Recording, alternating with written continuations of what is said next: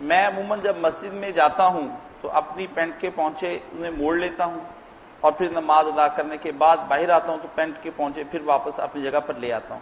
ایک صاحب نے یہ بات دیکھی تو انہوں نے مجھے منع کیا.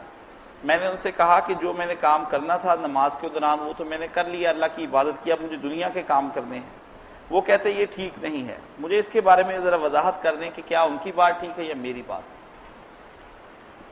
اس میں دو باتیں. ایک تو ہے نا کہ آدمی عام حالات میں تو اپنی شلوار یا ٹیبل وغیرہ یا یہ پینٹ نیچے رکھے ٹخنوں سے, یہ تو ہے بہت بڑا گناہ, چھوٹا نہیں. ٹھیک ہے یہ وبا عام ہو گئے ہم سمجھتے نہیں, مگر بہت بڑا جرم ہے. آپ نے فرمایا ٹخنوں سے نیچے جو لباس ہے نا یہ آگ میں ہے, جہنم. اس لیے بنوائیں ایسی پینٹ یا شلوار پاجامہ جو ٹخنوں سے اوپر ہو.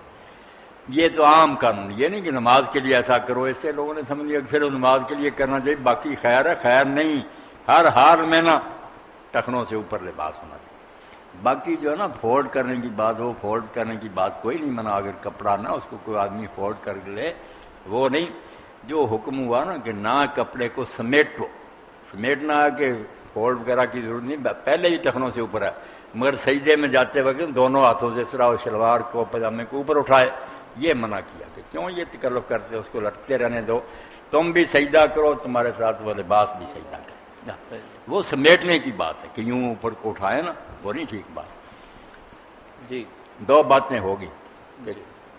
ٹخنوں سے اوپر تو ہمیشہ ہی لباس رکھنا چاہیے. باقی اگر وہ ٹخنوں سے اوپر بھی ہے تو سجدے کو جاتے وقت دونوں ہاتھوں سے پکڑ کر جو اوپر اٹھانے کی کوشش کرتے ہیں, اس کی کوئی ضرورت نہیں.